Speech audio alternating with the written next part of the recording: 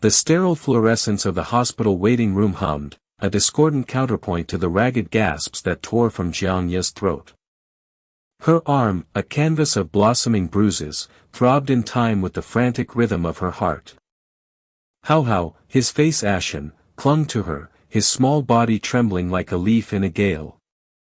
His eyes, wide and dark with a terror that mirrored her own, darted towards the double doors that led to the emergency room.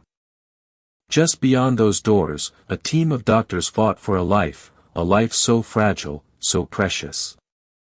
Nan. Jiangya closed her eyes, the image of the twisted metal, the screech of tires, the sickening thud, flashing behind her eyelids.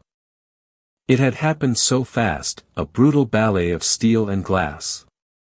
One moment, laughter had filled the car, the next, the world had erupted in a cacophony of sound and pain.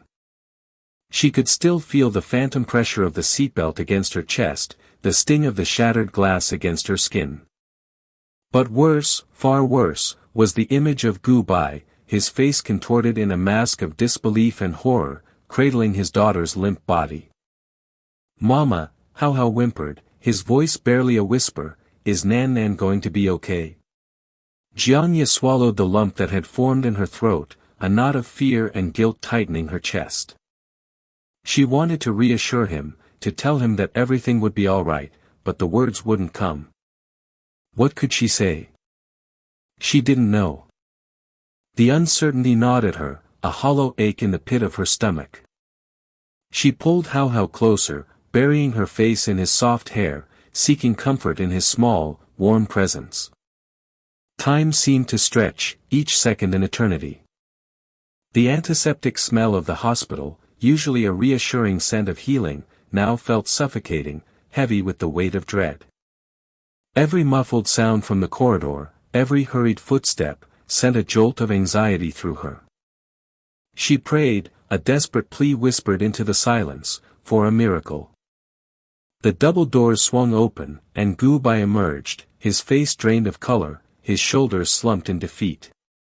His eyes, usually so sharp and focused, were vacant, hollowed out by an anguish that Jiangya recognized with a chilling familiarity. He stumbled towards them, his movements mechanical, his gaze unseeing. "Gu Bai," she whispered, her voice trembling, a question hanging unspoken in the air. He didn't answer. He simply stood there, swaying slightly, his eyes fixed on some distant point beyond the waiting room walls. Then, he spoke, his voice a low, guttural rasp that seemed to claw its way up from the depths of his despair. "She's gone." The words hung in the air, heavy, suffocating. Jiangya felt a wave of nausea wash over her, the world tilting on its axis. Hao whimpered again, burying his face deeper into her side. "Gone?" she echoed, her voice barely audible. "But how?" Gu Bai's eyes finally focused on her, his gaze filled with a raw, unfiltered pain that made her flinch. "Ching," he began, his voice choked with emotion, she called. "She said Nan was sick. I rushed out, I left, I should have been there." His words trailed off, lost in a sea of self-recrimination. A figure emerged from behind Gu Bai, a figure Jiangya recognized instantly. Zhu Qingqing. Her eyes, usually bright with a calculating intelligence, were now dull, clouded with a strange mixture of shock and something else. Remorse? Jiangya couldn't tell. Qingqing stumbled towards them, her face contorted in a mask of grief. Nan, she sobbed, her voice rising in a crescendo of hysteria. "My baby me Nan." Jiangya watched her, a cold knot forming in her stomach. Something felt wrong, terribly wrong. Qingqing's grief seemed performative, almost theatrical. It lacked the raw, visceral agony that emanated from Gu Bai. "My daughter is dead," Qingqing wailed, her voice echoing through the waiting room. "Killed by her father. My doctor husband, killed her with his own hands." The accusation hung in the air, thick and suffocating. Jiangya stared at Qingqing, a chilling realization dawning in her mind. Ching hadn't called Gu Bai because Nan Nan was sick. She had called him to lure him away, to create a distraction. But why? What could have possibly motivated such a cruel, calculated act? Gu Bai stood there, numb, his face ashen. He didn't deny the accusation. He simply stood there, absorbing the blow, his silence a tacit admission of guilt. Two uniformed officers appeared, their presence adding another layer of surrealism to the already nightmarish scene. They approached Gu Bai, their movements precise and efficient. One of them spoke, his voice a low, official drone. Dar. Gu Bai, you are under arrest for gross negligence and reckless endangerment resulting in the death of a minor. Gu Bai didn't resist. He allowed himself to be led away, his eyes fixed on the floor, his shoulders slumped in defeat. He looked like a broken man, his spirit crushed by the weight of his guilt. Ching watched him go, her sobs gradually subsiding. The theatrical grief had vanished, replaced by a strange, unsettling calm. Jiangya watched her, her eyes narrowed, a cold dread creeping up her spine. Ching had won. She had destroyed Gu Bai, and in doing so, she had destroyed their daughter. As the officers led Gu Bai away, Ching turned to Jiangya, her eyes meeting hers for a fleeting moment. In that brief exchange, Jiangya saw a flicker of something dark, something triumphant, in the depths of Ching's gaze. And then, just as quickly, it was gone, replaced by a mask of grief. Jiangya stood there, holding Hao close, the weight of the tragedy pressing down on her. She knew, with a chilling certainty, that this was just the beginning. The truth, like a festering wound, would eventually surface, exposing the lies, the deceit, the twisted web of relationships that had led to this devastating loss. And when it did, the consequences would be far-reaching, shattering the fragile remnants of their lives. The sterile hum of the hospital lights seemed to mock her, a constant reminder of the life lost, the innocence stolen, the irreparable damage done. The sterile scent of antiseptic bit into Gu Bai's nostrils, a familiar yet unwelcome fragrance. His hands, usually steady with a surgeon's precision, trembled as he clutched his phone. The fragmented words echoed in his ears, disjointed pieces of a nightmare he couldn't quite grasp. Jiangya accident Nan Nan not okay, his heart hammered against his ribs, a frantic bird trapped in a cage. Nan Nan. His daughter. A wave of nausea washed over him. He gripped the edge of the stainless steel sink in his office, the cold metal a stark contrast to the burning anxiety that consumed him. He had to see her. Had to know.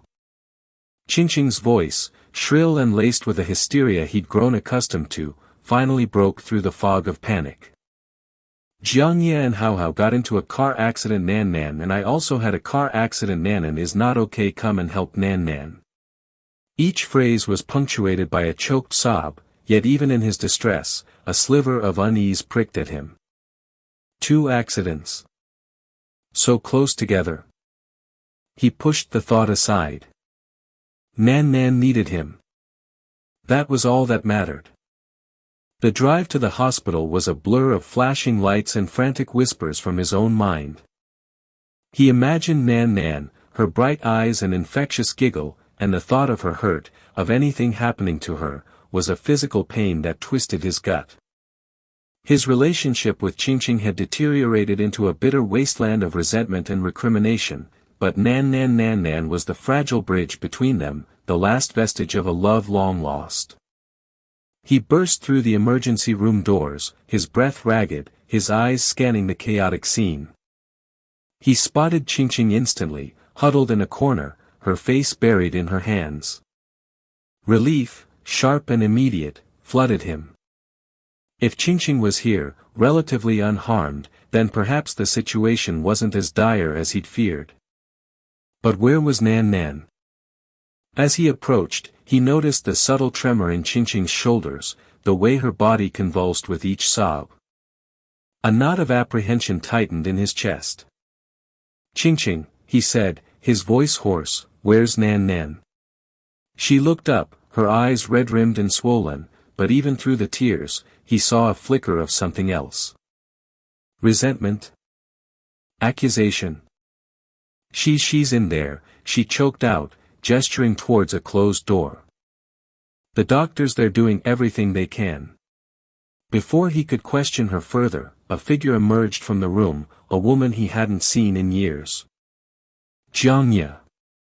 Her face was ashen, her eyes wide with a fear that mirrored his own. Seeing her here, in this context, sent a jolt of disorientation through him. The past, a Pandora's box he'd kept tightly sealed, suddenly sprang open. "Goodbye," she breathed, her voice barely a whisper. He could see the unspoken questions in her eyes, the shared terror that bound them together in this moment of crisis. He wanted to reach out to her, to offer comfort, but Qingqing's presence, a palpable wall of animosity, held him back. "What happened?" he asked, his gaze darting between the two women. The air crackled with an unspoken tension, a silent battle raging beneath the surface. Qingqing's sobs intensified, her body shaking with renewed grief. "It was her fault, Goodbye," she cried, pointing a trembling finger at Jiangya. "She was driving recklessly. She almost hit us." "If it wasn't for her," Jiangya flinched as if struck, her eyes widening in disbelief. "That's not true," she protested, her voice rising in desperation. I lost control of the car. There was a truck." Goodbye felt a dizzying sense of confusion. Two conflicting narratives, two shattered lives intertwined in a tragic accident. Which version was the truth? He looked at Jiangya, her face etched with pain and fear, and then back at Qingqing, her grief contorted into an ugly mask of accusation. His mind raced, trying to piece together the fragmented information. He pushed past Qingqing, towards the closed door. He had to see Nan Nan. He had to know the truth. Inside, the scene was a stark tableau of medical urgency. Nan Nan lay motionless on the bed, surrounded by a team of doctors and nurses.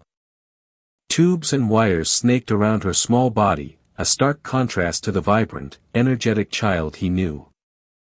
His breath caught in his throat. She looked so small, so fragile. A doctor, his face grim, approached him. "Mr. Gu," he said, his voice low and grave. "Your daughter's injuries are extensive. We're doing everything we can," but he trailed off, the unspoken words hanging heavy in the air. Goodbye felt a cold dread seep into his bones. He wanted to deny it, to rage against the unfairness of it all, but the reality was undeniable. Nan Nan was slipping away. He stumbled towards her bed, his hand reaching out to touch her pale cheek. He whispered her name, his voice choked with emotion. He pleaded with her to fight, to hold on, but his words felt hollow, lost in the sterile silence of the room. Later, much later, when the doctors had delivered the devastating news, when the initial shock had given way to a numbing grief, Goodbye found himself sitting alone in the waiting area. The events of the day replayed in his mind, a cruel and relentless loop. He remembered Qingqing's frantic calls, Jiangya's stricken face, the doctor's somber pronouncements. And then, a chilling realization dawned on him. He had been so preoccupied with his work, with his own emotional turmoil, that he had neglected Nan Nan. He had failed to protect her. He closed his eyes, the image of Nanan's lifeless form seared into his memory. He had lost her. And in losing her, he had lost everything. Two officers approached him. He knew why they were there. Qingqing, in her grief-stricken rage, had spun a web of lies, painting Jiangya as the sole culprit. But the truth, a bitter pill he now had to swallow, was far more complex. He had been negligent. He had ignored Qingqing's increasingly erratic behavior, her escalating jealousy of Jiangya. He had dismissed her threats as empty words, fueled by her bitterness over their impending divorce. He had been so blinded by his own guilt over his past relationship with Jiangye that he hadn't seen the danger unfolding right in front of him. And now, because of his inaction, his daughter was gone. He looked at the officers, a hollow ache in his chest. He didn't resist as they placed him under arrest. He deserved this. He deserved whatever punishment awaited him. In the distance, he saw Qingqing, her face contorted in a mixture of grief and something else, perhaps regret. He turned away, unable to bear the sight. He had lost everything. And Qingqing, in her twisted quest for revenge, had lost even more. The fluorescent lights of the emergency room buzzed, a stark counterpoint to the hushed whispers and hurried footsteps. The antiseptic smell, usually a comfort to Gu Bai, now choked him. It mingled with the metallic tang of blood, a scent that clung to him, a physical manifestation of his growing dread. He could still feel the phantom vibrations of the steering wheel in his hands, hear the sickening crunch of metal. His daughter, Nan Nan, lay pale and still behind the curtain, her small form swallowed by the crisp white sheets. "My fault," a voice whispered in the back of his mind. "All my fault." Qingqing stood beside him, her face ashen, her carefully applied makeup streaked with tears. She clutched his arm, her grip surprisingly strong, her nails digging into his skin. He barely registered the pain. All he could focus on was the rhythmic beep of the heart monitor, a fragile thread connecting his daughter to life. He saw a flicker of something in Qingqing's eyes, a fleeting shadow of what? Triumph? Relief? He pushed the thought away, telling himself it was the stress, the impossible situation playing tricks on his mind. Jiangye sat across from them, a statue carved from grief. Hao, her son, huddled beside her, his wide eyes fixed on the curtain separating them from Nan Nan. He trembled, his small body racked with silent sobs. Gu Bai felt a pang of guilt, a separate, distinct ache from the one reserved for his daughter. He had failed them both. He had promised Jiangye he would take care of everything, that he would protect them. Yet here they were, caught in the tangled web of his lies and half-truths, the consequences laid bare in the sterile harshness of the emergency room. The curtain rustled, and a young doctor emerged, his face etched with concern. "Dar. Gu," he began, his voice tight with urgency. "Your daughter has lost a lot of blood. She urgently needs a transfusion. But she has a rare panda blood type. We're searching our database, contacting nearby hospitals," but he trailed off, the unspoken words hanging heavy in the air. Time. They were running out of time. Nan Nan. Help. Qingqing's scream tore through the tense silence. Gu Bai flinched, the sound of physical blow.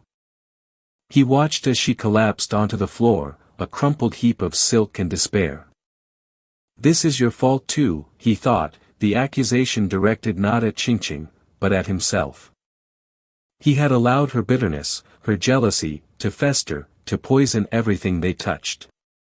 He had chosen avoidance over confrontation, silence over honesty, and now, his daughter was paying the price. The search for a matching blood type became a frantic race against the clock. Gu Bai pulled strings he hadn't known he possessed, leveraging his reputation, his connections, his desperation. Each passing minute was a hammer blow to his already fractured composure. He paced the length of the waiting room, his phone glued to his ear, barking orders, pleading, praying. He saw the fear in Jiangye's eyes, the dawning comprehension of the gravity of the situation. He saw Hao's silent tears, the small boy's face a mask of confusion and terror. He saw the reflection of his own failure in their shared despair. The hospital staff, accustomed to his calm authority, struggled to keep up with his frantic demands. Protocol was thrown out the window, replaced by the raw urgency of the situation. Nurses rushed in and out, their faces grim. The rhythmic beep of the heart monitor became increasingly erratic, a staccato beat against the oppressive silence. Gu Bai's hope, already fragile, began to fray at the edges. Hours blurred into an eternity. Each phone call brought a fresh wave of disappointment, a deepening sense of despair. Then, the doctor reappeared, his face devoid of expression. Dar. Gu, he began, his voice flat, devoid of inflection. The single word was a prelude to the inevitable. Gu Bai knew, before the doctor spoke another word, that he had lost her. We did everything we could. The doctor's words were a distant hum, barely registering in Gu Bai's consciousness. The world around him seemed to tilt, the fluorescent lights blurring into streaks of white against a backdrop of encroaching darkness. He felt a hand on his arm, a gentle touch that grounded him, however fleetingly. He looked up and saw Jiangye, her eyes filled with a sorrow so profound it mirrored his own.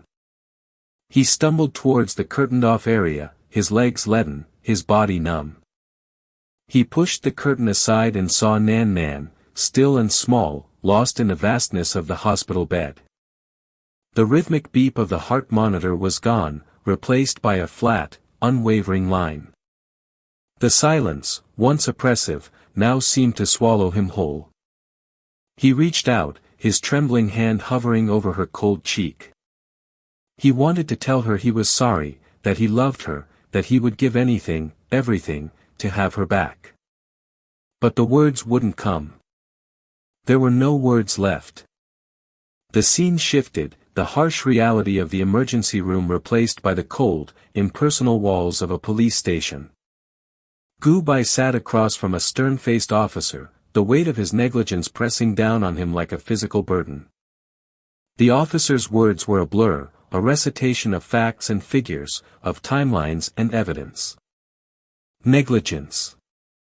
Manslaughter. The words echoed in his mind, a damning indictment of his choices, his inaction. He didn't protest, didn't argue. He deserved whatever punishment awaited him. He saw Qingqing standing in the doorway, her face etched with a mixture of guilt and fear. The triumph he had glimpsed earlier was gone, replaced by a hollow emptiness. He knew, with a chilling certainty, that she finally understood the devastating consequences of her actions. Her lies, her manipulations, had spiraled out of control, claiming the life of their daughter. Her silence, her complicity, had sealed Nanan's fate.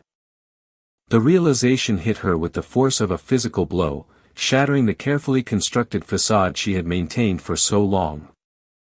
As the officer placed the handcuffs on his wrists, Gu Bai closed his eyes. He saw Nanan's face, her bright smile, her infectious laughter. He heard her voice, calling him Papa. The memories, once a source of comfort, were now a constant reminder of what he had lost. He had failed to protect the one person he was supposed to cherish above all else. And for that, he would pay the price, a price far greater than any earthly punishment.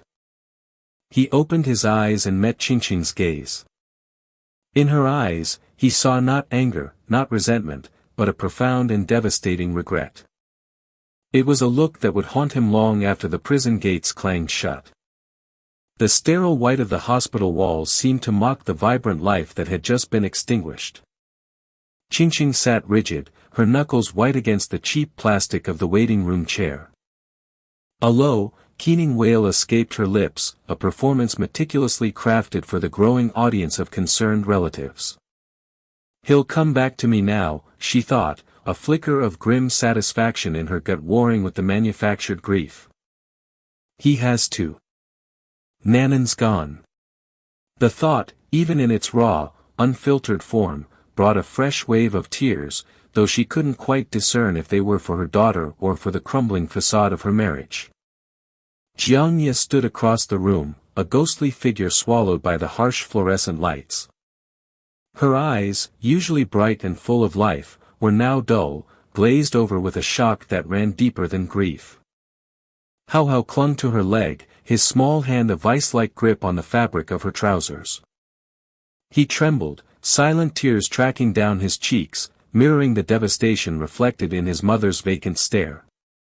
Jiangye hadn't spoken a word since they'd wheeled Nan Nan away, a chilling silence that echoed the finality of the little girl's fate. It should have been me, she thought numbly, the image of the speeding car, the screech of tires, the sickening thud, playing on an endless loop in her mind. I should have pushed her out of the way. How will I explain this to him? Gu Bai emerged from the double doors leading to the operating theater, his face ashen, his shoulders slumped with the weight of a burden too heavy to bear. He looked at Qingqing, a flicker of something unreadable in his eyes. He opened his mouth as if to speak, then closed it again, the words catching in his throat. He ran a hand through his hair, the gesture revealing the tremor in his fingers. It's my fault, he thought, the words a lead weight in his stomach.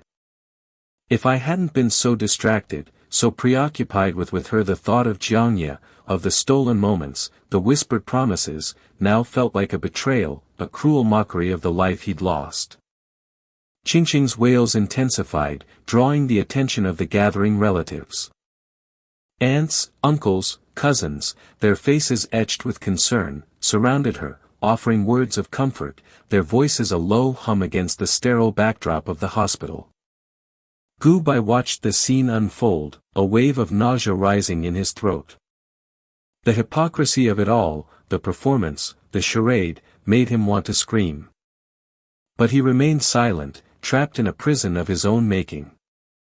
Suddenly, Qingqing's wails morphed into accusations. She pointed a trembling finger at Jiangye, her voice shrill, laced with venom. It's her fault. She distracted Gu Bai. She's the reason Nan Nan is gone. The accusation hung in the air, thick with unspoken truths and carefully constructed lies. The relatives turned to Jiangye, their expressions shifting from sympathy to suspicion. Jiangye flinched, the words a physical blow. She looked at Gu Bai, pleading silently for him to speak, to defend her, to tell the truth. But Gu Bai remained silent. He couldn't bring himself to meet her gaze. The guilt, the shame, the fear of exposure, choked him. He knew Qingqing was twisting the truth, manipulating the situation to her advantage, but he couldn't find the strength to challenge her. Let her think what she wants, he thought, a bitter taste in his mouth. It doesn't matter anymore. Jiangye straightened, her initial shock giving way to a steely resolve. She looked at Qingqing, her voice low, but steady. Nuan is dead, she said, the words heavy with grief. She paused, drawing a shaky breath. And you're just jealous, throwing a tantrum. You're the one who called him, insisted he leave. You're the one who killed Nan Nan. The silence that followed was deafening. Gu Bai's head snapped up, his eyes wide with disbelief. He looked from Jiangye to Qingqing, the pieces of the puzzle finally falling into place. The insistent calls, the fabricated emergencies, the subtle manipulations, it all pointed to Qingqing, to her desperate attempts to sabotage his relationship with Jiangye. Qingqing's face paled, the carefully constructed mask of grief cracking, revealing the raw, ugly truth beneath. She opened her mouth to protest, to deny, but the words wouldn't come. The weight of her actions, the devastating consequences of her choices, pressed down on her, suffocating her. A ripple of murmurs spread through the waiting room. The relatives, once sympathetic, now eyed Qingqing with suspicion, their whispers sharp, accusatory. Gu Bai's aunt, a formidable woman with a keen sense of justice, stepped forward, her voice laced with authority. Qingqing, she said, her tone cold, what is the meaning of this? What did Jiangye mean? Qingqing stammered, her eyes darting nervously around the room. She tried to explain, to justify her actions, but the words tangled in her throat, a jumbled mess of lies and half-truths. The more she spoke, the more she incriminated herself, the web of deceit she'd so carefully spun unraveling before her very eyes. The arrival of the police brought a chilling finality to the scene. Gu Bai, numb with shock and guilt, offered no resistance as they led him away. He looked back at Qingqing, his eyes filled with a mixture of loathing and despair. He saw the fear in her eyes, the dawning realization of the magnitude of her actions, and for a fleeting moment, he felt a pang of pity. But it was quickly replaced by a wave of overwhelming grief, a grief so profound it threatened to swallow him whole. Qingqing watched him go, her world collapsing around her. The relatives, their faces now masks of disgust and disapproval, turned their backs on her, their whispers like daggers to her heart. She was alone, stripped bare of her pretense, her lies exposed, her manipulations laid bare for all to see. The manufactured grief gave way to genuine despair, a deep, bone-chilling regret that would haunt her for the rest of her days. The silence of the waiting room was broken only by her choked sobs, a lament for the daughter she'd lost, the husband she'd driven away, and the life she'd destroyed. The sterile white of the hospital walls now seemed to reflect the emptiness within her, a stark reminder of the irrevocable consequences of her choices. The air in the house hung heavy, thick with the lingering scent of lilies and the phantom echo of grief. Sunlight, filtered through the sheer curtains, cast long, mournful shadows across the polished wooden floor. The funeral was over. Nan Nan was gone. Zhu Qingqing sat rigidly on the edge of the sofa, her hands clenched tightly in her lap. Her carefully constructed composure was a fragile shell, threatening to shatter at any moment. "It's over," she thought, the words a hollow clang in the vast emptiness that had consumed her. "It's finally over." Yet, a bitter taste lingered. It wasn't the clean, sharp taste of victory she had craved. It was something else, something sickeningly sweet, like spoiled fruit. Guilt, perhaps. She pushed the thought away, burying it beneath the familiar blanket of resentment. The front door swung open, admitting Jiangya, her face pale and etched with exhaustion, Hao clinging silently to her hand. Seeing Qingqing, a flicker of something raw and untamed ignited in Jiangya's eyes. She stalked across the room, her movements precise and predatory. "You," she hissed, her voice trembling with suppressed fury. Hao, his small hand gripping Jiangya's tighter, looked up at her with wide, frightened eyes. Qingqing met her gaze, a flicker of defiance sparking in her own. "She blames me," she thought, a cold knot forming in her stomach. "Let her. They all blame me." "What do you want?" she asked, her voice flat, devoid of emotion. "You know what I want," Jiangya retorted, her voice rising. "I want to know why. Why Nan Nan? Why my Hao had to witness all of this?" Her voice cracked, the carefully constructed facade crumbling. Tears welled in her eyes, blurring her vision. "It was an accident," Qingqing replied, the words tasting like ash in her mouth. Even as she spoke them, she knew they weren't entirely true. If she hadn't been so consumed by her own jealousy, if she hadn't the thought trailed off, unfinished. She couldn't bear to complete it. "Accident?" Jiangya repeated, the word dripping with scorn. "You call it an accident? You knew.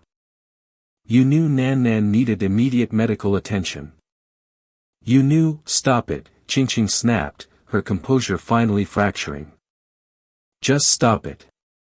"No." Jiangya's voice rose to a shriek. "I won't stop. You took her away from him. You took her away from everyone." She lunged forward, her hand lashing out, striking Qingqing across the face. The slap resonated through the silent house, a sharp, brutal punctuation mark to their unspoken accusations. Qingqing stumbled back, her hand flying to her cheek, the sting a physical manifestation of the burning shame that consumed her. The front door opened again, and Gu Bai walked in. He stopped dead, his gaze flitting between the two women, his face etched with confusion. "What's going on here?" he asked, his voice tight with apprehension.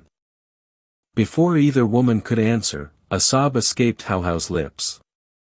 "Mommy, it hurts," he whispered, his small body trembling.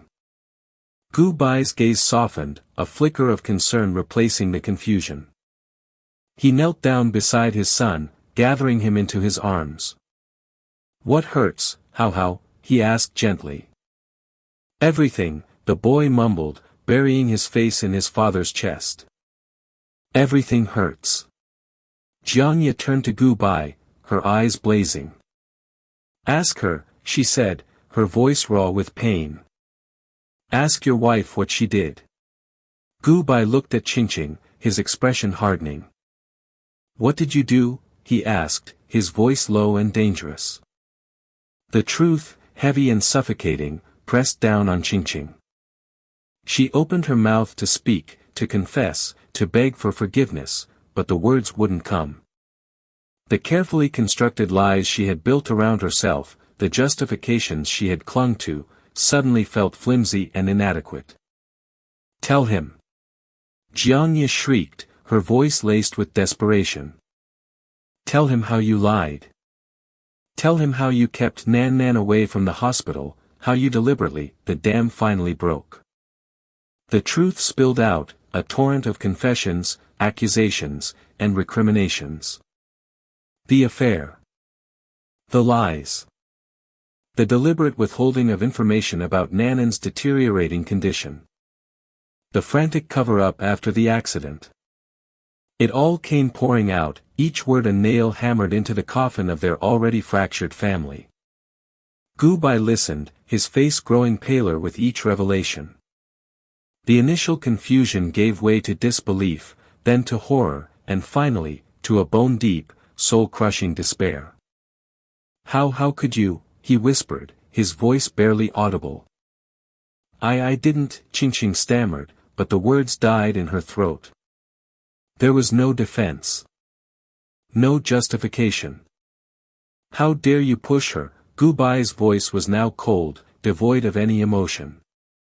Each word was a shard of ice, piercing through her defenses.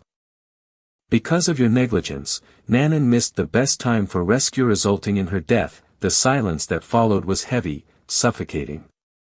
The air crackled with unspoken accusations, with the weight of their shared guilt. Gu Bai's phone rang, shattering the fragile stillness. He answered, his voice flat, emotionless. A few terse words, and then he hung up, his face ashen. "The police are here," he said, his gaze fixed on Qingqing. "They know everything." As the police led Gu Bai away, Qingqing stood frozen, watching him go. The weight of her actions, the devastating consequences of her choices, finally crashed down upon her.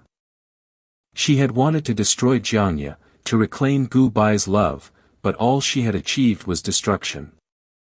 She had destroyed everything. Nan Nan. Her marriage. Herself. The scent of lilies hung heavy in the air, a suffocating reminder of what she had lost. "It's over," she thought, the words echoing in the hollow emptiness of her heart. "It's truly over." But this time, there was no bitterness, no resentment. Only a vast, echoing emptiness, filled with the chilling realization that some things, once broken, can never be mended. The fluorescent lights of the police station buzzed, a stark counterpoint to the icy dread that coiled in Jiangye's stomach. Hao, thankfully, was with her sister, spared this sterile, suffocating environment. The officer's words echoed in her ears, distorted, unbelievable. "The accident 3 days ago orchestrated by you." Orchestrated? She had been driving Hao to school, a perfectly ordinary morning until that screech of tires, the sickening crunch of metal, Nanan's small, limp form. A wave of nausea washed over her. How could they accuse her? Her mind raced, grasping for explanations, for a way out of this nightmare. Had Qingqing, could she have? The thought, insidious and terrifying, took root. Ching's venomous words, her veiled threats, they suddenly painted a horrifyingly clear picture. Across the city, Gu Bai stood in his pristine office, the sterile white walls seeming to mock the chaos churning within him. He had just learned of Jiang Ye's arrest. His mind, still reeling from Nanan's death, struggled to process this new blow. Jiang Ye, capable of such a thing? It seemed impossible. Yet, the police wouldn't arrest her without reason. He rubbed his temples, the throbbing pain mirroring the pressure in his chest. He had to do something, had to help her. He reached for the phone, his hand trembling. The ringing tone pierced the silence of the interrogation room, a lifeline to a world Jiang Ye felt increasingly disconnected from. Gu Bai's voice, strained and anxious, filled her with a flicker of hope. Jiang Ye, what happened? They're saying, his voice trailed off, the unspoken accusation hanging heavy in the air. I didn't do it, Gu Bai, she whispered, her voice thick with unshed tears. I swear, I didn't. It was an accident. Her words felt hollow, even to her own ears. How could she prove her innocence against a mountain of fabricated evidence? Gu Bai's gut clenched. He believed her. He had to believe her. But belief wasn't enough. He needed proof. He promised to find a lawyer, to do everything in his power to get her out. As he hung up, a new wave of dizziness washed over him. The fatigue of the past few days, the emotional turmoil, the gnawing guilt, it was all crashing down on him. He hadn't been there for Nan. He'd been too busy, too focused on his work, on Jiang Ye. The thought, sharp and accusatory, pierced through his defenses. He had failed his daughter. A knock on his office door shattered the fragile peace. 2 officers stood in the doorway, their expressions grim. Gu Bai, one of them began, his voice devoid of emotion, you violated hospital regulations. Accepted bribes. Neglected your duties. The words hit him like a physical blow. Bribes? Neglect? He vaguely recalled a pharmaceutical representative, a hurried conversation, a signed document. Had he been so careless? So blinded by his own grief and desperation that he hadn't realized he was being used? Someone reported you, the officer continued, his gaze unwavering. The accident 3 days ago. There's reason to believe your negligence contributed to it. The world tilted on its axis. Negligence. His negligence. He had not only failed Nan but had played a part in her death. The realization was a crushing weight, stealing the air from his lungs. He saw Nanan's face, her bright smile, heard her childish laughter echoing in the sterile confines of his office, now transformed into a prison of his own making. He didn't resist as they led him away, the click of the handcuffs a final, devastating confirmation of his failure. The news of Gu Bai's arrest reached Ching in the cold, sterile confines of her hospital room. The victory she had craved, the destruction of Gu Bai and Jiang Ye's rekindled connection, turned to ashes in her mouth. She had wanted him to suffer, to feel the pain she had carried for so long. But not like this. Not at the cost of their daughter's life. The carefully constructed walls of her anger and resentment crumbled, revealing the raw, gaping wound of grief beneath. Nan. Her sweet, innocent Nan. Gone. And she, Zhu Qingqing, was responsible. The sterile smell of antiseptic filled her nostrils, a constant reminder of the hospital where her daughter had breathed her last. The rhythmic beeping of the machines around her echoed the frantic beat of her heart, a drumbeat of guilt and regret. She had spun a web of lies, manipulated circumstances, fueled by a jealous rage that now consumed her. She had wanted Gu Bai to hurt, to understand the pain of loss. But the universe, in its cruel irony, had twisted her intentions, delivering a blow far more devastating than she could have imagined. She closed her eyes, picturing Nanan's face, the memory now a source of unbearable agony. The silence of the room was broken only by her choked sobs, a lament for the life lost, for the innocence destroyed, for the love she had betrayed. Gu Bai sat in a cold, hard chair of the interrogation room, the weight of his actions pressing down on him. He had failed as a doctor, as a husband, as a father. The image of Nanan's lifeless body, the accusations of negligence, Jiang Ye's arrest, it all swirled together in a dizzying vortex of guilt and despair. He had been so focused on reconnecting with Jiang Ye, on reclaiming a lost part of himself, that he had neglected the present, the precious life entrusted to his care. He had allowed his personal desires to cloud his professional judgment, a transgression that had cost his daughter her life. The interrogation seemed to stretch on for an eternity, each question a fresh stab of guilt, each answer a confession of his failure. He replayed the events leading up to the accident, searching for a different outcome, a way to rewind time, to undo the damage he had caused. But the past was immutable, a stark reminder of his negligence, his blindness, his ultimate betrayal of the ones he loved most. He had wanted to protect them, to provide for them, but his actions had led to their destruction.